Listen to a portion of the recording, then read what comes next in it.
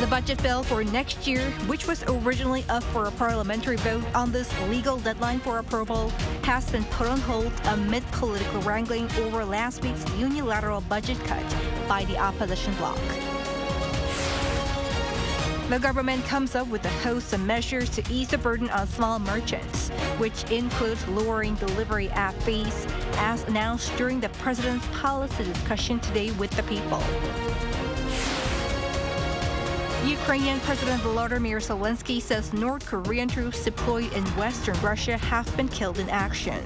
In the meantime, Pyongyang reportedly sends more artillery systems to Russia. It's December 2nd, 8 p.m. in Seoul. This is Newscenter. Thank you for joining us. I'm Yoon Jung-min.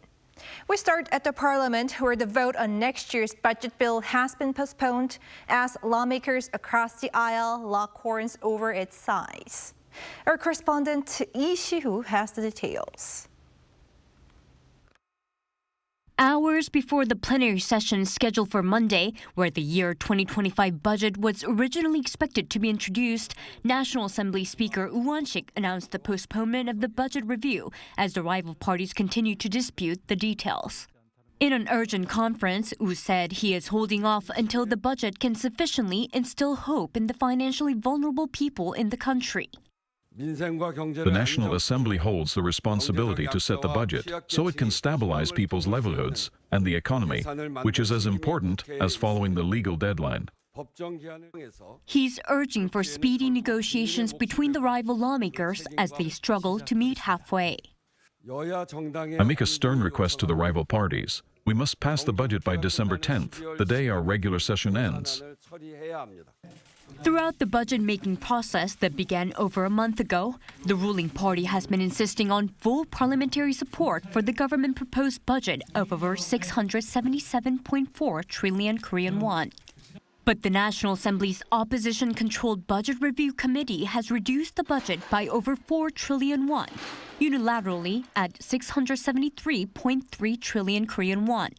Among the most reduced, reserve expenses and the expenses for special activities for the president's office and the prosecution. On Monday, the opposition had planned to pass the reduced budget through an assembly-wide vote. But a strong pushback from the ruling party leading up to the meeting halted the plan, as the PPP called the move an attempt to paralyze the government administration. The PPP urged the DP to take back its proposal and warned that there will be no further negotiations unless it does so. The DP insisted it is nonsensical that the government can't run properly without the reduced budget. It's expected the tensions will continue until the rival parties attempt to reach the middle ground throughout this month. Lee Si-hoo, Arirang News. President Yoon was back on the road for the public policy dialogue of the second half of his administration, where helping small businesses took center stage. Our Lee Soo-jin explains. The revitalization of small businesses will be carried out as part of efforts to address social polarization in South Korea. President Yoon announced a series of support measures for small businesses and self-employed individuals on Monday at the first public policy dialogue of the latter half of his term held in the Midwestern city of Gongju. These include drawing up the largest ever budget, lowering delivery fees, addressing the common challenges that businesses face, and promoting local commercial districts. 소상공인은 우리나라 전체 기업의 95%를 차지하고 고용에 있어서는 45%를 담당하고 있습니다. 또한 우리나라 전체 취업자 가운데 20%가 자영업자입니다. 결국 소상공인 자영업자 여러분께서 활력을 찾고 신명나게 일할 수 있어야 양극화도 타개할 수 있는 것입니다. The government has set next year's budget for small businesses and self-employed individuals at a record 5.9 trillion Korean won, or $4.2 billion US dollars. This follows the government's allocation of over $21 billion for businesses right after the president's inauguration, and then $25 billion in supplementary support measures carried out in July and October. The government will also work with the private sector to lower delivery fees, which have been a huge burden for small businesses, by 30% at the most over the course of 3 years. It will also move to address common business challenges by implementing a fair reservation deposit policy to prevent no-show customers, which costs businesses an estimated $3.2 billion annually. He also announced plans to set up 90 centers nationwide to identify and remove malicious consumer reviews and comments. As for consumers using single-use items despite being informed of the ban, the government will make sure that it won't be the businesses that are fined. President Yoon also announced plans to revitalize local commercial districts that include training 1,000 commercial planners to creatively develop local districts, efforts that will be supported through a $356 million fund. And alongside these measures, he vowed to implement policies aimed at boosting consumer spending, further strengthening the comprehensive efforts to support small businesses. 이수진, Arirang News. And President Yoon will hold a summit with Kyrgyz President Sadir Japarov, who is on a 3-day official visit to Seoul. The presidential office said Monday that the two leaders will discuss expanding trade, investment, and development cooperation, as well as regional and global issues. Later this week, President Yoon is set to meet Swedish Prime Minister Ulf Kristersson, who will arrive in Korea on Thursday. Their talks will focus on strengthening bilateral ties and addressing international challenges. Findings for November show exports rose on-year, but marked their slowest pace in months. Moon Hye-ryun has the latest data. South Korea's exports continued their upward trend in November, driven by the booming semiconductor industry, though concerns are mounting over a potential slowdown in export momentum. Data from the Ministry of Trade, Industry and Energy on Sunday show that the country's exports totaled $56.35 billion in November, up 1.4% from the same month last year and marking 14 consecutive months of growth. This brings the trade balance to a surplus of $5.61 billion, underscoring the vital role of exports in supporting South Korea's economy. Semiconductors, the country's largest export item, reached a record high for November, as it jumped by more than 30% year-on-year to $12.5 billion. However, automobile exports fell by nearly 14% to $5.6 billion due to production disruptions caused by labor disputes and adverse weather conditions that delayed shipments. While electric vehicle exports fell amid a global slowdown in EV demand, hybrid vehicle exports surged by more than 50%. Of the 15 countries' major export items, 5 showed increases while 10 saw declines. Despite the 14 consecutive months of export growth, concerns are rising about the slowing growth rate. November's 1.4% increase is the smallest since the rebound began in October last year. Exports to South Korea's two largest markets, the United States and China, also dropped year-on-year. This decline was attributed to factors such as the economic slowdown in China and a decline in exports of automobiles and general machinery to the U.S. There is also growing uncertainty surrounding U.S.-China trade tensions and their potential to further dampen export growth. The Bank of Korea cited the decline in export volumes during the third quarter as a key reason behind its decision to lower interest rates twice in a row.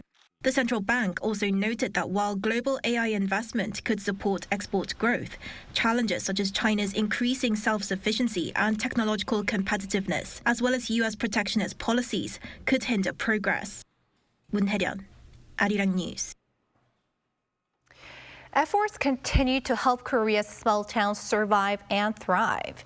And in one such place, young people have been rolling up their sleeves. Our Park Gun-woo was there. Rejuvenating previously abandoned spaces.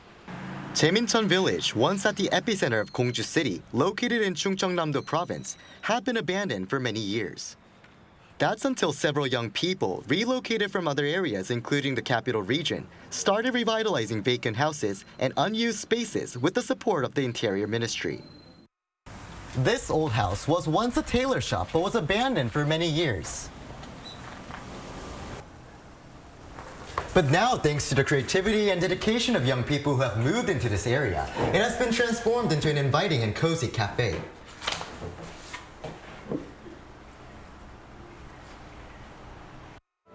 These remodeled structures built decades ago have not just turned into cafes, but also restaurants and guest houses and hotels with the creative ideas of young resettlers.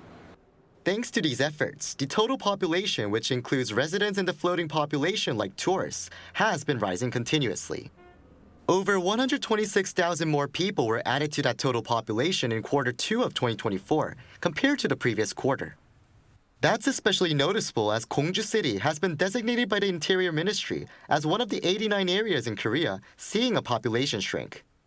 One young worker who moved into the area says there's still some space for improvement. It's still lacking in infrastructure for young people to come here. I hope that in the near future, it can become a neighborhood where those young people can live a happier life while doing what they want. However, despite some inconveniences, one young restaurant owner says that can be a strength. Seoul is very complex, competitive, and things are built and they disappear quickly.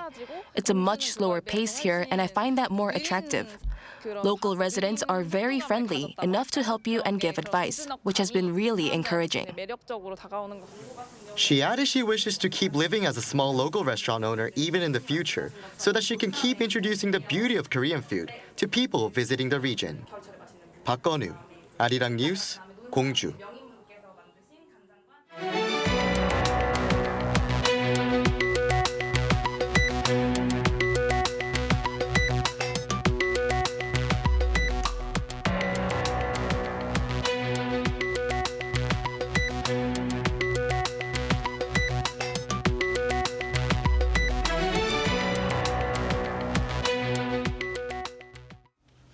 Turning to the latest on North Korea's troop deployment to Russia. Casualties on the battlefield have been reaffirmed, while a significant North Korean addition has been made to Russia's artillery capabilities. Jaemincheon with the latest. Ukrainian President Volodymyr Zelensky confirmed the deaths of North Korean troops in the war between Ukraine and Russia.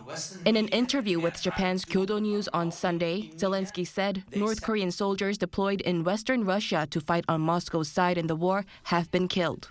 Zelensky did not say how many soldiers had been killed or wounded so far. However, he added that it's almost certain that the troops would be used as cannon fodder. The president also warned that in the long run, North Korean soldiers' know-how acquired by actual war will have a tremendous impact on Asia. He also stressed that support for his country from its partners was not enough, and again stressed the need for NATO membership, saying the war has entered a complicated period, with Russia advancing faster in the eastern part of Ukraine. Meanwhile, citing Andriy Kovalenko, the head of Ukraine's Center for Countering Disinformation, Forbes reported over the weekend that North Korea has donated 100 artillery systems to Russia. These include M1989 self-propelled howitzers and M1991 rocket launchers, a powerful new addition. The M1991 multiple-launch rocket systems are reportedly capable of striking targets with 240mm rockets weighing 187 kilograms up to 60 kilometers away. This means that the weapon could hit Kharkiv, which is only 40 kilometers away from the border between Ukraine and Russia. North Korea has been reportedly supplying Russia with ammunition and ballistic missiles for use against Ukraine, on top of the deployment of over 12,000 of its troops. Choi Min-jang, Arirang News. Over in Gaza, its health agency has reported that at least 200 people were killed on Saturday in an Israeli airstrike in the north. Worsening the crisis, the UN Agency for Palestinian Refugees has stopped aid deliveries through the main crossing into Gaza due to security concerns, including the theft of its aid trucks by armed groups. On Sunday, the head of the UNRWA, Philip Lazzarini, called it a difficult decision coming at a time hunger is rapidly deepening. Last week, a woman and 2 children lost their lives after being crushed while trying to buy food from a bakery in central Gaza.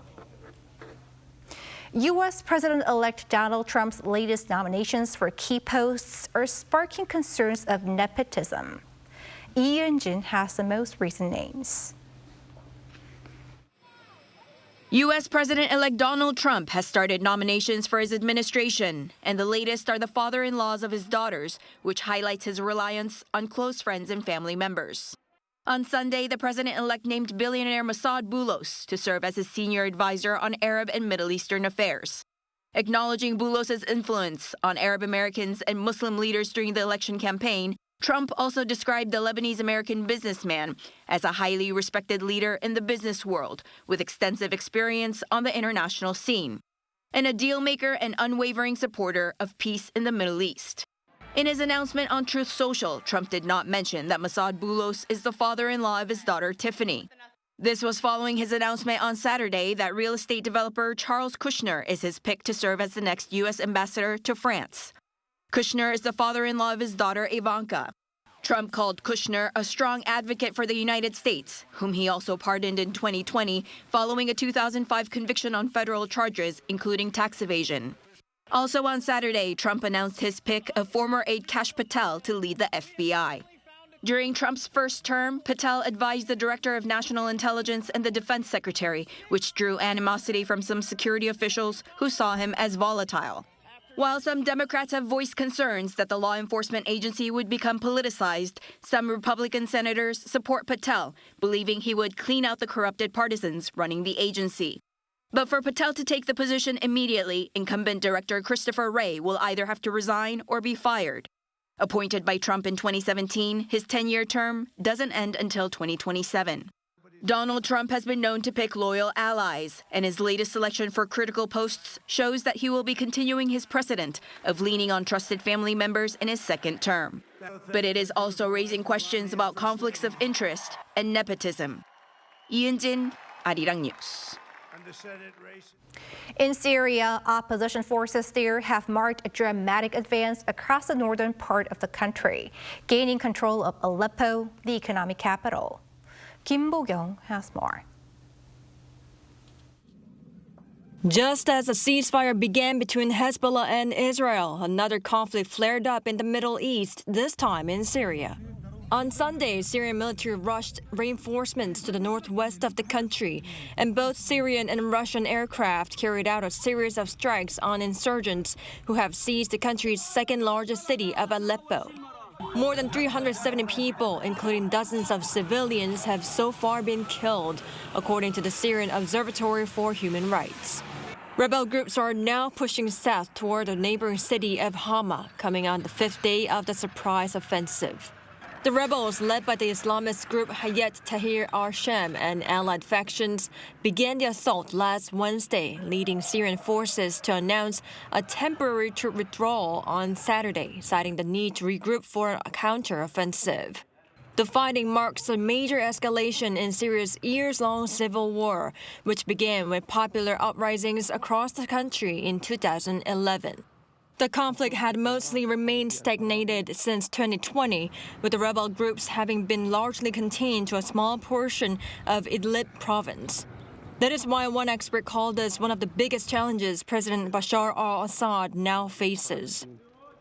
It's one of the biggest challenges that Bashar al-Assad has ever had to face during his time as Syrian leader since 2000 and since the civil war began in 2011. It's very similar to the situation that he found himself in when the civil war first began.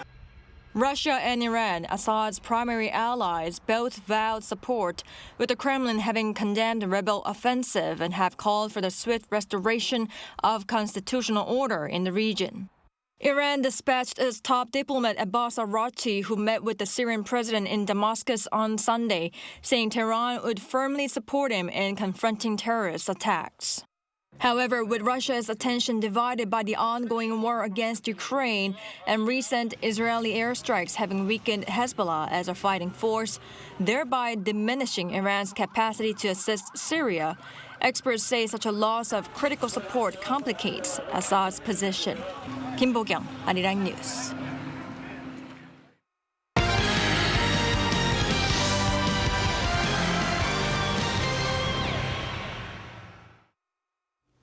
It's Monday, which means it's time to take a look at what's been happening in the world of sports. Joining us in the studio is our sports editor, Paul Need. Hello, Paul. Hello there. Let's start with football. Back-to-back Korea Cup wins for Pohang Steelers. Yes, the Steelers beat rivals Ulsan HD 3-1 on Saturday at Seoul World Cup Stadium. Pohang actually fell behind via a Jaemincheon goal late into the first half, but Jong Jae-hee made it 1-1 on 69 minutes, a goal that sent the match into extra time. Kim In-sung, a former Ulsan player, made it 2-1 on 112 minutes. Then youngster Kang Hyun-jae made it 3-1 in added time. It's Pohang's 6th Cup win after also winning it last year. They are now the most successful club in the competition's history. The FA Cup was rebranded as the Korea Cup this year, and the final switched to just one leg at a neutral venue. And moving on to speed skating, a World Cup medal for Kim Jun-ho. Yes, that's right, a bronze in the men's 500 metres.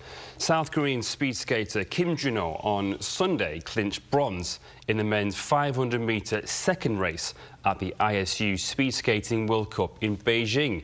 Kim recorded a time of 34.67 seconds, finishing behind Jordan Stoltz of the US and Marine Schepperkamp of the Netherlands.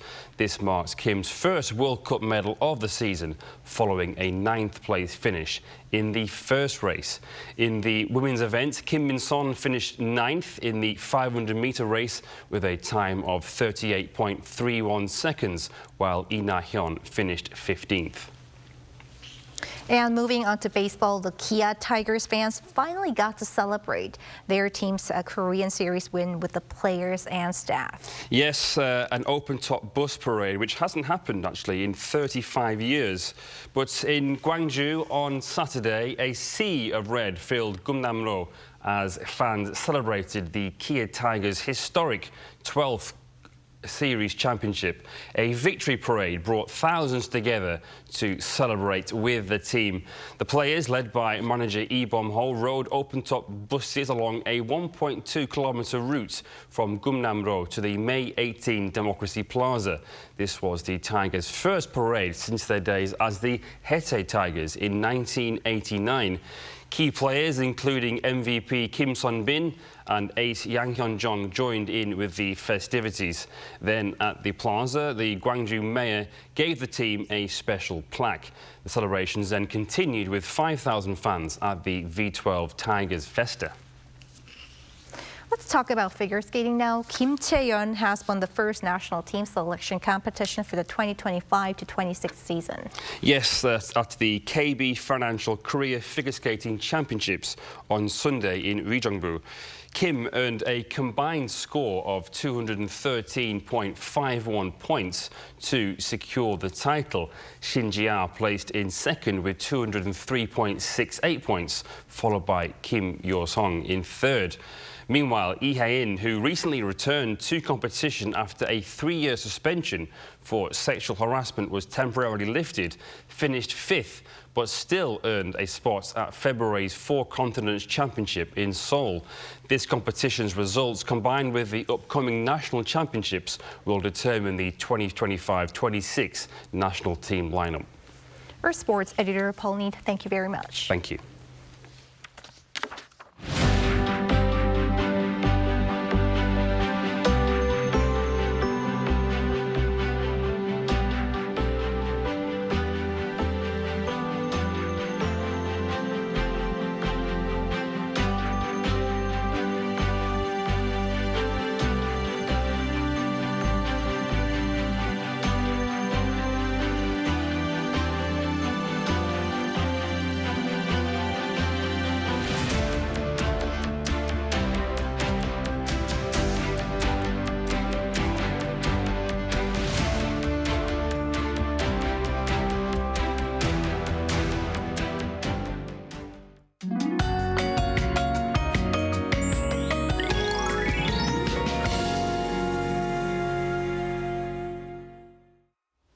The mild winter weather continued to exceed the average temperatures today, but temperatures will plunge by as much as 10 degrees tomorrow morning. Seoul will plunge to -4 degrees Celsius in the morning. Cold mornings will continue until the second half of the week. It will stay around 3 degrees all day, so dress extra warm when going outside. Meanwhile, until tomorrow, strong winds of around 50 meters per second will continue in most parts of the country. Please pay attention to safety to avoid any accidents. A much colder morning is in store for tomorrow in other regions as well. Daejeon -3, Chuncheon -5 degrees. Daily highs will move up to 6 degrees in Daejeon, Gwangju, Daegu, and Gongju, 7 degrees. More rain and snow are forecast in the Jeollado provinces and on Jeju Island from Friday. That's all for Korea. Here are the weather conditions around the world.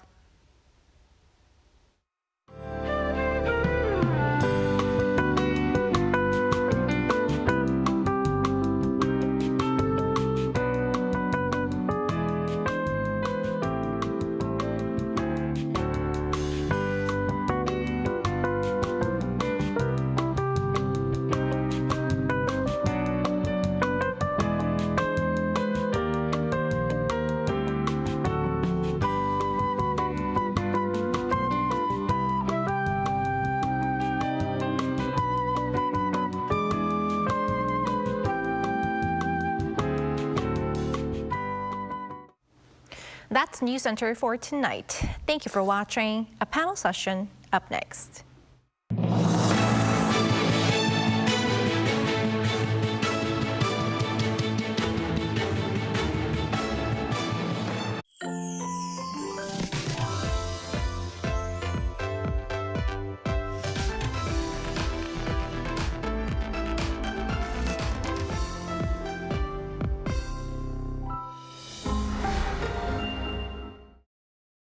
How to survive in Korea. Weddings. Step 0. Attire. As a guest, dress formal to business casual. Avoid wearing all white, shorts, or going topless. Step 1. Arrival time. Arrive 30 minutes prior to the wedding ceremony. Too many cars, too many halls, too many people. There are many twists and turns. Take pictures and shake hands. And write your name vertically, not horizontally, in the guest book. Step 2. Or, shibor. 50,000 won, 100,000 won, 150,000 won. Cash gifts are given in these units. Decide on the amount based on your relationship. Write your name vertically on the envelope. Step 3. Wedding etiquette. Fill up the front row. Guests have 3 duties to fulfill: clapping, cheering, and taking pictures. Step 4. Dining. Take off your jacket. This will be your seat from now on. Start with the not your everyday delicacies. Kobe-jjim. Yes. Ulsan. Yes. Chili shrimps. Definitely yes. Kimbap. Yeah. Only if you can't live without it. No need to pile up food. You have more than one opportunity. Did you survive the wedding? Wait. Did someone catch your eye? What are you waiting for? You're looking fine today.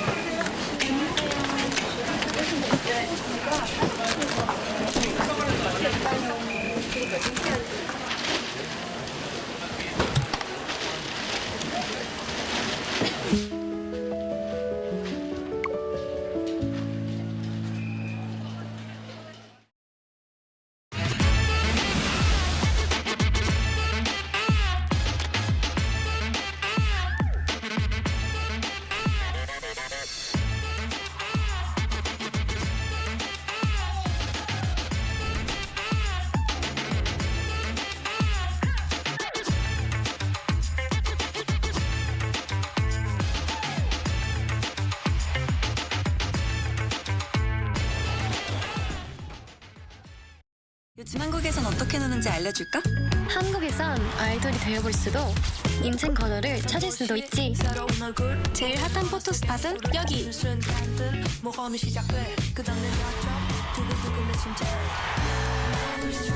한국은 분명 너에게 새로운 영감을 줄 거야.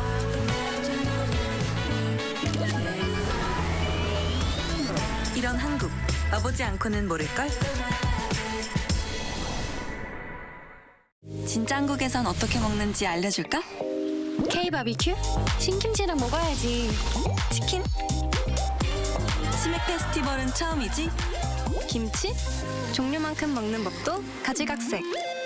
김밥? 시장에선, 산에선, 바다에선 이렇게. 국밥? 취향 따라, 입맛 따라.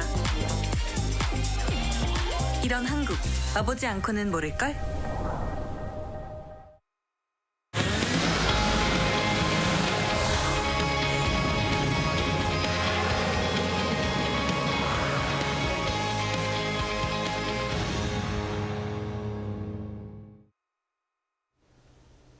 Welcome to Within the Frame, where we bring today's most pressing issues across the globe. I'm Kim Mo-gan.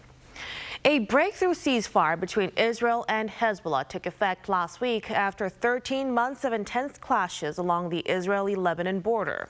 Under the agreement, Israel is set to withdraw its forces from Lebanon for over 60 days, with the Lebanese army taking control of border areas to prevent Hezbollah from rebuilding its infrastructure.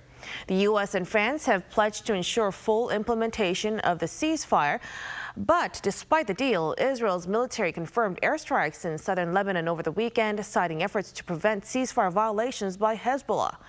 French diplomats have reported at least 52 separate incidents of Israeli violations.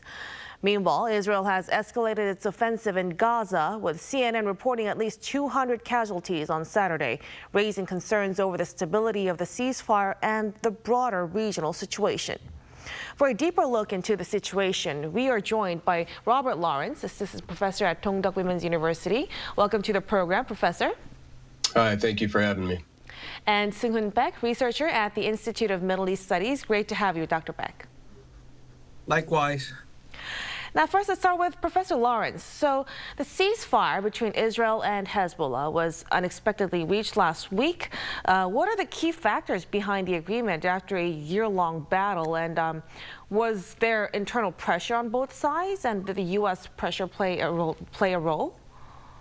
Okay, so the agreement will see a gradual withdrawal of Israeli forces south of the Blue Line, the border between Israel and Lebanon. And Hezbollah's forces will move north of the Litani River, with the Lebanese military deploying into southern Lebanon to monitor alongside UN peacekeepers. So both sides had a great deal of internal pressure. In Israel, war fatigue has set in after nearly 14 months of fighting, and we're seeing increasing numbers of reservists refusing to report for service. Additionally, the majority of Israelis were in favor of reaching an agreement to end the conflict in Lebanon, and now even a greater majority is in favor of finding a hostage deal to end the war in Gaza. So I think society at large has grown tired of constant conflict in Israel. In Lebanon, the conflict has displaced 1.2 million people. So this adds to, an already dismal economic situation there, and that increases the threat of domestic sectarian conflict in Lebanon. And Hezbollah has been weakened politically and militarily, so domestic rivals are likely going to seek to exploit this weakness or this vulnerability for political gains. So regrouping as a political entity right now is of great importance for Hezbollah. Additionally, the U.S. did play a significant role. The Biden administration has been clear that it wanted this to happen, and it sent, special envoys into the region. And then President-elect Trump also met with the Israeli Minister of Strategic Affairs prior to the negotiations and endorsed the deal, saying that he hoped it would be implemented before he came to office. So that's the combination that kind of made the deal happen at the last minute. Right, and now let's invite Dr. Baek to the conversation. Ceasefire negotiations between Israel and Hamas has failed repeatedly in the past. What are the core terms of the ceasefire agreement this time around, which both sides have agreed to? the chance for an end to more than a year of fighting between Israel and Hamas in Gaza and the release of about 100 hostage held by the militant is now more likely to be happened because of last week's ceasefire reached by Israel and Hezbollah in Lebanon. But recent ceasefire agreement talk between Israel and Hamas, brokered with the support of Qatar, Egypt, and United States, centers on the several key terms intended to halt hostilities and address immediate humanitarian and political concerns. But there's still a clear discrepancies between Israel and Hamas. If we break down in detail, there are two agendas that both sides have agreed to. One is humanitarian aid and reconstruction. So latest agreement that had made between two parts, Israel agreed to allow significant amount of humanitarian aid into Gaza, including up to 600 trucks daily with food, medical supplies, and fuel. But this includes resources needed to restore critical infrastructure like hospitals, power plants, and water system. So humanitarian relief is also tied to safe return of a displaced person to their homes and freedom of movement within the Gaza during the ceasefire. And second thing they agreed upon was the prisoner and hostage exchange. So the agreement outlines a staged release of hostage held by Hamas and Palestinian prisoners held by Israel. So for every Israel hostage release, Israel will free between 30 to 50 Palestinian prisoners, prioritizing women, children, and the elderly. But critical agenda, which is not yet agreed, is phase Israel military withdrawal. So Israel committed to withdrawing forces from the specific region in Gaza, such as the Netzarim corridor and central Gaza, to designated zones near the border. But this phased withdrawal is conditional on adherence to the ceasefire terms by the Hamas. So it is not yet settled. But the talk is in stalemate because of the Israel, because Israel is rejecting Hamas demands for a complete withdrawal from the territory, and Israel is still demanding that any vestige of Hamas control in Gaza to be erased. So many analysts argue that without addressing the deeper structural issues such as the Israel blockade and statehood blockade to the Gaza and the statehood for the Palestinians, the ceasefire risks becoming another short-term pause in a cycle of violence. So yes, there are two agendas that which are pretty much agreed, but one thing is clear: there are clear discrepancies on Israel withdrawal and the what do we call the acknowledgement of Hamas, because Israel still now say there will be no Hamas after this war.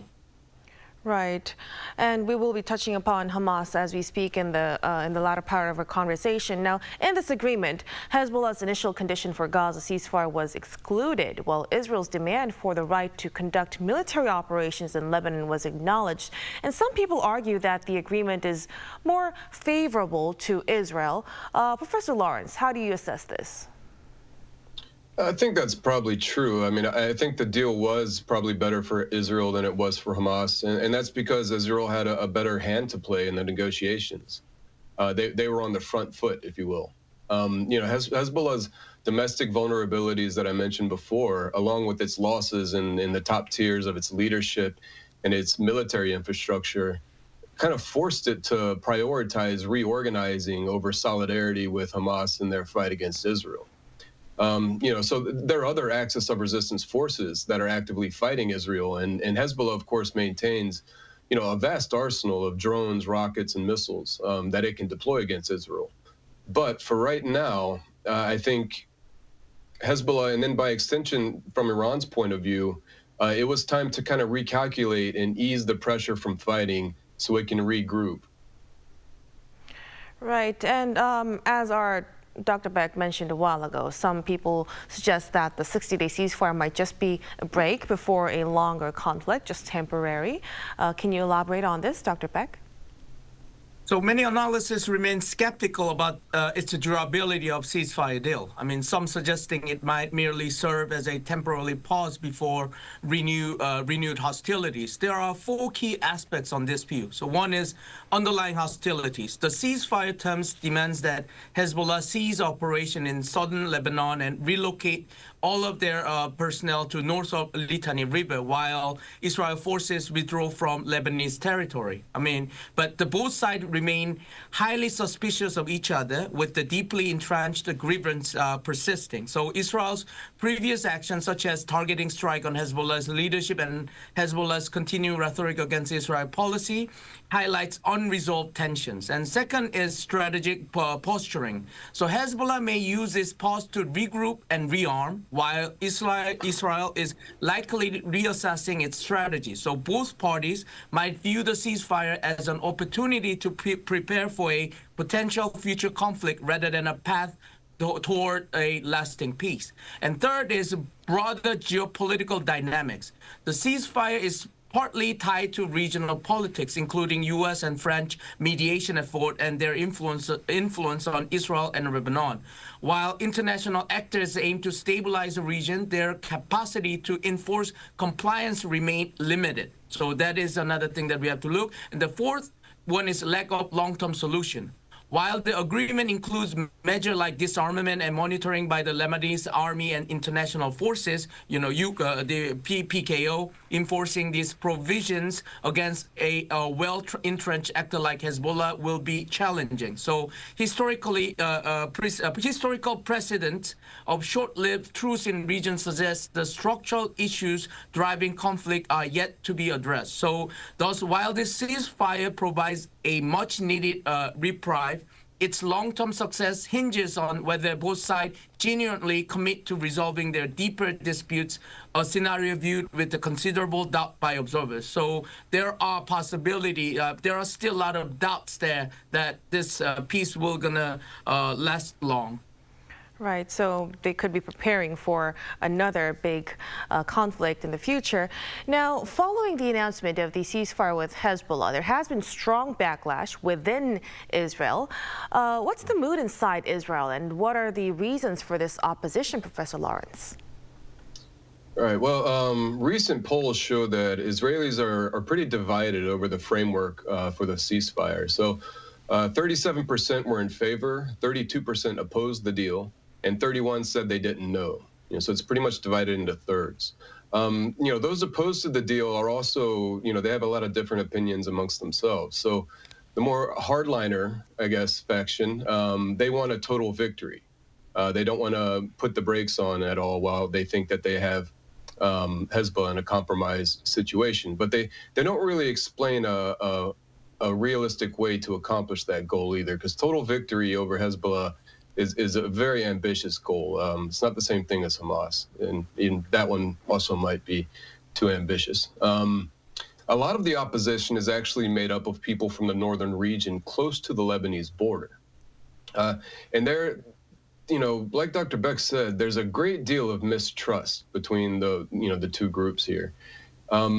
The people at the border, mayors and citizens alike, are saying that they just simply don't really trust the Lebanese army or UNIFIL forces to protect them against an October 7th style attack from Hezbollah.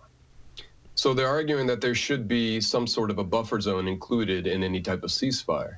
The government is saying that it's destroyed enough of Hezbollah's infrastructure that near the border that any attempted infiltration would be recognized and handled by IDF, by the IDF. But so there's a wide range of ideas concerning the ceasefire right now. But I think most of the opposition are from people coming from the border whose lives have been disrupted. Those 60,000 who have been internally displaced. Right, from the northern side largely. And despite the ceasefire agreement, Israel and Hezbollah continue sporadic airstrikes. Both sides are accusing each other of violating the ceasefire. Professor, then what's the likelihood of a resumption of the conflict during the ceasefire? And what are potential variables that could break this? So both sides are accusing each other of violating the agreement. Israel has accused Hezbollah of sending operatives into restricted areas. And Israel seems intent on immediately utilizing its capability to enforce any violations as per the agreement. However, France has accused Israel of 52 ceasefire violations. It's saying that Israel, despite acting against Hezbollah's violations, is not going through the proper channels to report the violations to the oversight body, which includes France and the United States. Hezbollah has accused Israel of firing on civilians returning to their villages. So, these disagreements, they're accentuating some of the agreement's susceptibilities, I think. But, as far as the ceasefire actually staying the course, it seems that internal and external decision makers want the ceasefire to hold for now. So despite there being sporadic violence, as long as that political will holds out and no big mistakes occur, it should hold. Now, that doesn't mean that in 60 days it won't spark right back up. This might just be a time for people rearming themselves. But and it could easily backslide as well. The situation could, if either side miscalculates or overreacts. So it's a tricky time, I think, and it'll be difficult to see what happens after the 60 days. But right now, I think as long as that political will from external actors and decision makers in Lebanon and Israel want it to hold out, it should. Right, so it could hold for the meantime. Now, after the Israel-Hezbollah ceasefire, Hamas has also expressed its readiness to negotiate a ceasefire with Israel. Dr. Beck, what's the likelihood of a ceasefire between Israel and Hamas?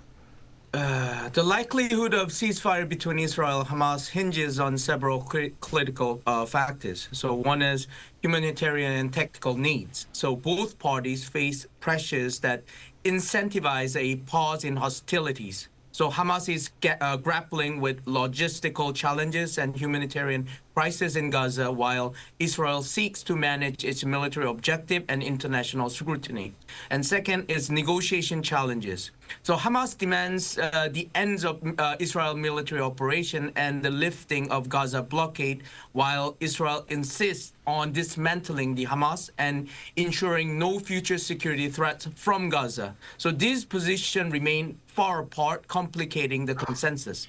And broker involvement. So Egypt, Qatar, and United States are intensifying mediation effort with discussion on phased ceasefire framework and hostage prisoner exchange showing some promise.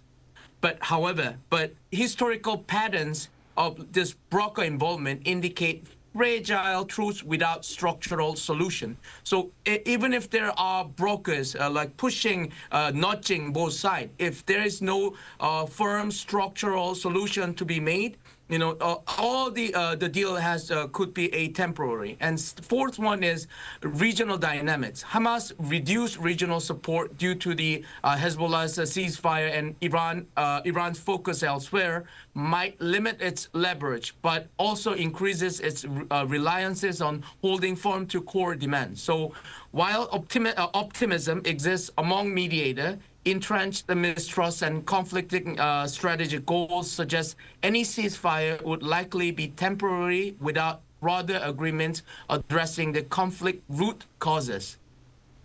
Right, so they have splitting demands, and amid this situation, some analysts speculate that after the Israel-Hezbollah ceasefire, Israel might escalate its operations in Gaza, and it looks like it is actually doing it right now.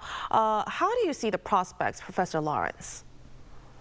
Well, Hamas has been severely weakened over the past 14 months. And of course, this ceasefire with Hezbollah will allow Israel to concentrate military assets on the Gaza Strip. So I think Israel will focus a lot of its attention on Hamas now. There's a window of opportunity here. The U.S. is applying pressure, and the incoming administration has made it clear that it wants there to be a hostage deal before the U.S. inauguration in January. Hamas is more isolated, and reports from talks in Cairo over the past couple of days indicate that they're a little bit more open to budging on previously non-negotiable matters, such as the presence of Israeli forces in Gaza. The majority of the Israeli public supports the hostage deal to end the war in Gaza, and there have been large demonstrations over the last couple of days encouraging Netanyahu to make a deal. So, there are a lot of reasons to have hope that they can eke out some sort of a compromise, but there are significant hurdles too. The more conservative parts of Netanyahu's ruling coalition want to build, settlements in Gaza, and they're very uncompromising in their demands. Hamas doesn't want to make a deal that will only postpone the war until the hostage exchange, only to have Israel re-engage after getting back its hostages. And Netanyahu maintains that he wants a total victory, which leaves little room for negotiations. So Israel will focus its attention on Gaza right now, but it remains difficult to see exactly what their goals are, and they have a lot of internal squabbling that they have to fix before we see how they're going to focus their attention on Gaza. Right. Let's also touch upon U.S. intervention. Now, Mike Waltz, nominee for U.S. National Security Advisor, has stated that it's time to focus on true stability in the Middle East rather than a quick end to the Gaza war. Now, Dr. Beck, how should this be interpreted, and what can we expect from U.S. Middle East policy under a second Trump administration? So the Mike Waltz's statement about focusing on true stability in Middle East reflects a strategy aimed at addressing systematic long-term challenges rather than seeking short-term resolution, particularly in the context of ongoing conflict in Gaza, tensions involving Iran, and broader regional instability. So this perspective suggests that the second term of Trump administration could prioritize reestablishing a strong U.S. presence and influence in the Middle East through measures such as enhancing alliances, renewing pressure on adversaries, and extending the Abraham Accords.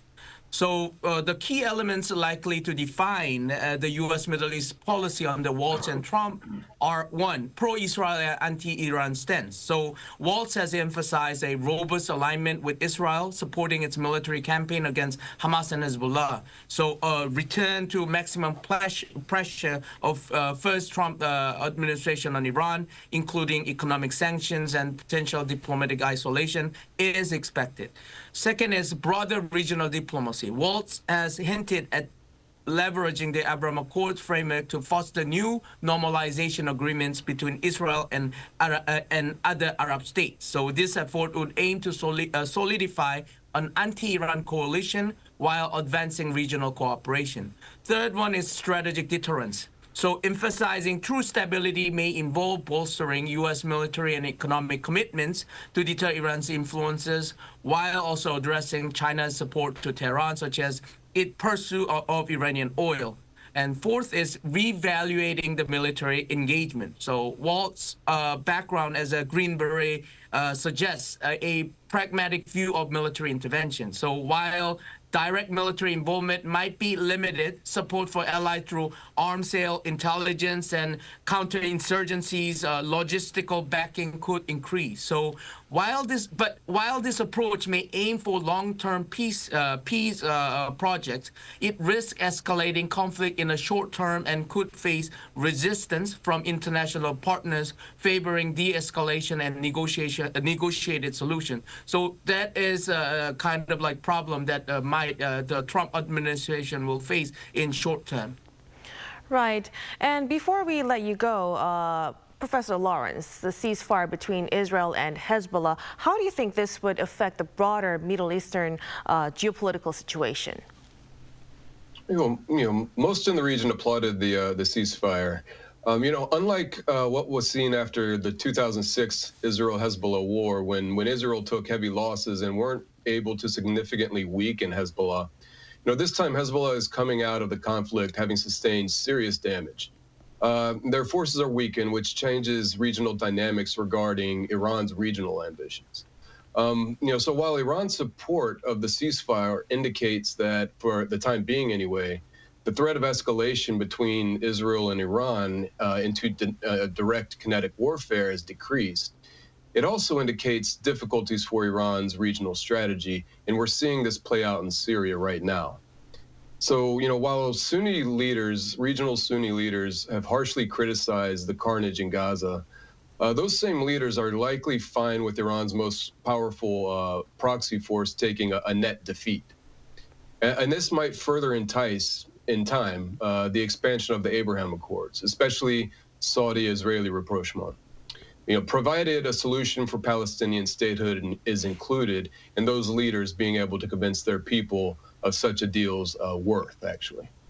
Which will probably be difficult after the last 14 months. But I suspect that this will be a top priority for the incoming Trump administration. So, regionally, we could see this improve in the long run, but I do think it's going to be some tough sailing in the beginning.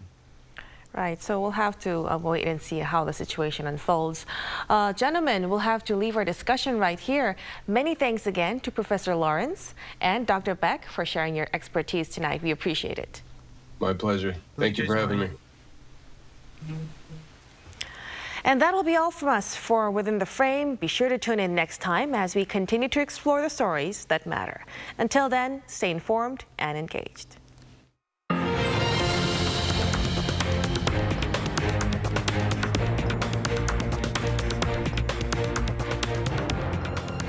요즘 한국에선 어떻게 노는지 알려줄까? 한국에선 아이돌이 되어볼 수도 인생 거절을 찾을 수도 있지. 제일 핫한 포토 스팟은 여기.